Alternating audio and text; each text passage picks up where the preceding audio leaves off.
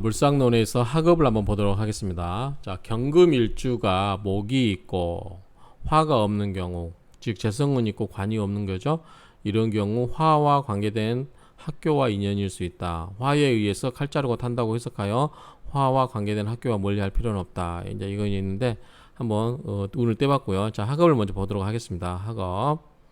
자, 누구에게는 공부가 이야기되고 누구에게는 공부가 독이 되기도 한다. 배우면 배울수록 독이 된다면 누가 책임질 것인가? 어려운 문제일 수 있으나 쉽게 판별할 수 있다. 자, 공부를 해서 길한 사람, 인성이 필요한 사람, 인성이 필요한 사람은 인성은 공부잖아요. 그래서 인성이 필요한 사람은 공부를 해도 좋다. 그렇죠? 그래서 인성이 필요한 사람은 신약한 사주거나 대운에서 신약해지는 경우, 신약한 사주는 자기가 힘이 약한 거예요. 그러면 많이 배우다 보면 인성이 들어와서 자기가 강해지는 거죠. 아는 만큼 힘이 세진다. 이렇게 생각하시면 돼요. 그래서 인성이 필요한 사람은 공부를 해라. 이렇게 이야기하면 되는 거죠. 자, 인성이 재관에 도움을 주는 경우, 그렇죠? 이런 경우는 인성이 재성이나 관성에 도움을 주는 상황인 경우는 공부를 해라. 공부를 하면 할수록 너의 재물도 높아지고 관도 높아진다. 명예도 높아진다. 이렇게 볼 수 있는 거죠. 자, 목이 필요한 경우, 즉 목이 재관을 생조하거나 재관을 끌어오는 경우 역시 목은 공부를 의미한다고 했어요. 그런데 이 목이 재관을 생조하거나 재관을 끌어오는 경우는 역시 공부와 인연이 있다. 이렇게 이야기한다는 거죠. 자, 이번에는 공부를 하면 덕이 되는 사람이 어떤가 볼까요? 대부분은 이제 공부를 하면 대부분 좋게 생각해지 공부를 하면 덕이 된다고 이야기하면 좀 미친놈 소리 들 수도 있어요. 그러니까 이거는 조심히 해야 되는 겁니다. 이 때로는 사람이 가치관이 뭐 돈만 벌려고 사는 건 아니니까 그렇다고 공부를 안 하고 어떤 이게 명리학책에 이제 우리 그 물상론책에 보면 단점이 근데 초등학교 나오면 대부호로 살고 중학교 나오면 중부로 살고 뭐 대학교 나오면 소부로 살고 뭐 이런 내용들이 좀 몇 개 좀 있어요. 그렇다고 해서 부자 되려고 초등학교만 나온다는 건 말이 안 되잖아요. 그렇죠? 지금 고등학교까지 의무교육인데 초등학교만 나온다? 그럼 말이 안 되죠. 그러니까 그렇게 너무 맹목적으로 해석할 필요는 없다고 봅니다. 자, 공부를 하면 독이 되는 사람 어떤가 볼까요? 자, 인성이 불필요한 경우, 자, 인성이 충분해서 또는 대운에서 인성이 충분한 경우는 공부가 불필요하죠. 오히려 이제 이런 경우는 이제 인성은 뭐예요? 자기를 생해주기 때문에 자기가 더 고집이 세질 수 있는 거죠. 그러니까 공부는 하되 뭐 너무 남의 의견도 꼭 들어라. 그렇게 이야기를 하면 더 낫겠죠. 공부를 하지 마라. 그러면은 이상하게 생각할 수 있어요. 자, 인성이 기신을 생조하거나 재관을 파괴하는 경우, 자, 인성이 기신하는 것은 흉한 거예요. 나쁜 거예요. 흉신, 기신. 그거는 이제 사주에서 그 용신 개념인데 좀 안 좋게 작용하는 그런 오행을 생해주거나 이런 경우, 그 다음에 재관을 파괴하는 경우, 이런 경우는 공부가 꼭 좋은 게 아니다. 그 다음에 목이 불필요한 경우, 목은 화으로 공부로 본다고 그랬어요. 그래서 목이 불필요한 경우, 즉 목이 재관을 극파하거나 기신을 돕는 경우도 역시 공부를 하면 안 된다. 그런데 다만 이제 이런 경우는 조심 있게 설명을 하셔야 돼요. 무조건 공부하지 마라 그러면은 좀 이상한 취급받을 수 있습니다. 자, 누구에게는 공부가 취미이고 재미가 있는데 누구에게는 공부가 죽기보다도 어렵고 재미도 없다. 그렇지만 출세는 학업 성취와 항상 정비되지 않는다. 이거는 맞는 이야기예요. 그래서 요즘 같은 시세에는 공부만 잘한다고 다 잘 사는 건 아닌 것 같아요. 옛날 산업공사 시대는 공부를 해서 관을 얻으면 먹고 사는 문제가 해결되는데 지금은 이 관에 의해서만 잘 사는 시대는 아니에요. 지금은 오히려 관이 뭐예요? 월급쟁이로 전락했어요. 그래서 월급쟁이는 정제잖아요. 정제는 항상 그냥 먹고 사는 정도의 돈을 벌어다 주지 갑자기 횡재를 하거나 엄청난 돈을 가져다 주지는 않는 것 같아요. 그렇죠. 물론 이제 월급을 많이 받는 CEO도 있지만 그것도 하늘의 별따기잖아요. 그러니까 통상적인 일반적인 직장인들은 그렇다는 거죠. 오히려 요즘은 엉뚱한 식상이 왕한 사람들, 식상은 식생제, 재성을 생해주잖아요. 재생관, 또 재성이 관을 생해줘요. 그래서 옛날에 우리 딴따라라고 무시했던 그런 사람들이 지금은 식상이 발달한 그 사람들은 자기를 표현하는 끼가 발산하는 그 식상이 발달했잖아요. 그러면 식생제, 재성을 생해줘. 그래서 그 사람들이 돈도 많이 벌어요. 그 돈이 많이 벌면 재생관, 명예도 올라가고 또는 돈 많은 사람들이 뭐예요? 선거에도 나오죠. 그렇죠? 옛날에 관이 이제 그 벼슬하는 그런 관은 이제 관운이 있어야 이제 관이 되는 거지만 요즘 관은 순수하게 그 관성이 들어와서 관이 되는 게 있고 그렇지 않고 재생관으로 생겨주는 관이 많습니다. 요즘은 선거제도가 있기 때문에 그래요.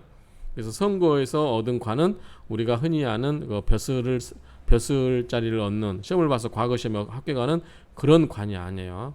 그런 점에서 좀 다르게 보시면 되고요. 자, 특목고 보겠습니다.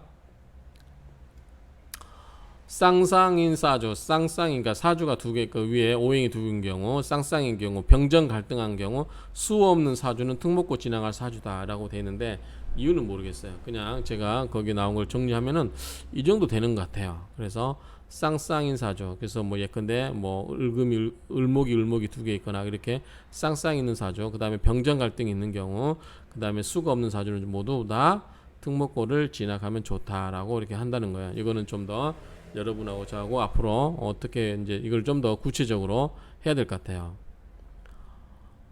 그 다음에 잠깐만요.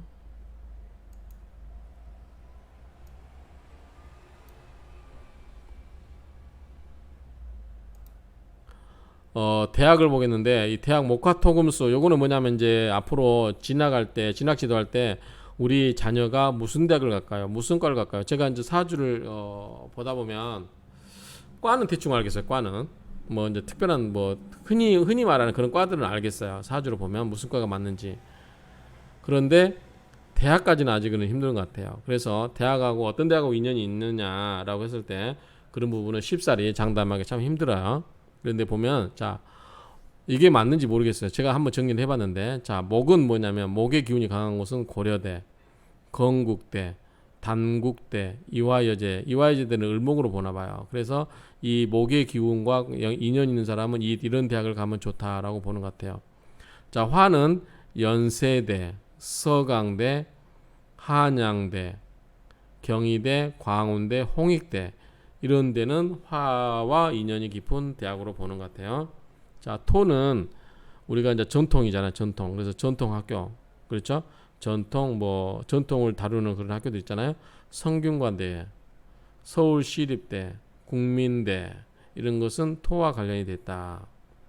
금은 경찰대는 아무래도 이제 그 금이 경찰 관련된 직종이잖아요. 그러다 보니까 금은 경찰대 정도 보면 될 것 같고 수는 수원대 이게 숫자가 들어서 그런가 봐요. 수원대 숫자 그 다음에 인천대 천자 내천자가 들어갔잖아요. 역시 수기운이 들어갔죠. 수원대 그래서 인천대 이 천자를 보고 한 게 아닌가. 강원대 강자잖아요. 외대는 해외를 건너가면 뭘 얻는다고 그랬어요. 물을 얻는다고 그랬죠. 그래서 외대 여자대학은 모르겠어요. 왜 그 여자대학을 수라고 하는지. 근데 이게 꼭 맞지는 않아요. 여러분들이 한번 더 연구를 하셔야 될 것 같아요. 제가 봤을 때는 이렇게 했는데 이게 정말 꼭 맞는지 그건 잘 모르겠어요. 그래서 이 특목고와 이어서 특목고 같은 경우는 뭐 쌍쌍이 사주라든가 병정 갈등을 이루고 있는 사주, 그 다음에 수 없는 사주는 특목고를 지나가는데 대학은 목은 화, 토, 금수 있는데 여기에 어떤 운과 그래서 사주에서 이 목화, 토, 금수의 각각의 모행과 인연이 있는 그런 사주는 그 인연이 있는 대학과 인연이 맺는다라고 설명을 하시면 될 것 같은데 이거는 저희가 더 앞으로 연구를 해야 될 것 같아요. 왜 이게 꼭 그렇게 연결되는지 그냥 저는 그 책에 나와 있는데 제가 정리를 해봤는데 이게 또 그 책에 있는 내용을 제가 잘 정리를 했는지 모르겠어요. 제 나름대로 한번 거기서 나오는 것을 유추 해석해 가지고 제가 이렇게 정리를 해봤는데 분명히 여기에 오류가 있을 거로 생각합니다. 여러분들이 앞으로 저랑 같이 더 여기를 검토를 해봐야 될 문제라고 판단이 돼요. 그래서 대학과 관련해서는 그렇고 그 다음에 이제 제가 학업과 관련해서 옛날에도 이제 공부를 많이 하는 사주, 공부를 많이 하면 안 되는 사주, 뭐 그런 걸 했는데 어쨌든 이제 쉽게 이야기해서 제가 이야기했던 게 수가 재물인 경우, 그렇죠? 수가 재물인데 간목이 뭐예요? 교육이잖아요. 그 물이 간목을 많이 하면 할수록 수를 없애버리잖아요. 그런 경우는 공부를 많이 하면 할수록 재물이 없어지는 사주다. 그렇다고 사람이 또 모든 가치관이 재물만 있는 건 아니잖아요. 자기가 공부에 뜻 있는 사람도 있기 때문에 가난한 선비로 살고자 하는 사람도 있어요. 그렇기 때문에 꼭 뭐 일률적으로 뭐 공부는 좋고 재물은 나쁘다 이렇게 천편일률적으로 이렇게 이야기할 필요는 없는 것 같아요. 그렇죠? 그렇기 때문에 이거는 이제 사주 상담할 때 특히 조심을 해야 되지 않을까라고 생각하고 다만 이제 우리가 관심을 갖고 대학을 좀 관심을 갖고 여러분의 이제 대학은 어느 쪽으로 가면 좋겠다라고 이야기하는데 저는 이것도 의미가 없다고 봐요. 요즘은 좋은 데 나오는 어느 대학을 나왔냐가 중요한 게 아니고 어떤 공부를 해서 어떤 자격증을 갖냐가 더 중요하잖아요. 그래서 그 학생이 학교 가서 미친 듯이 공부할 수 있는 자기가 좋아하는 과를 가야 공부를 열심히 하죠. 그냥 좋은 데 가서 좋은 대학이라고 해서 가서 자기 하기 싫은 공부를 그런 과에 갈 수 있으면 공부가 잘 될 리가 없죠.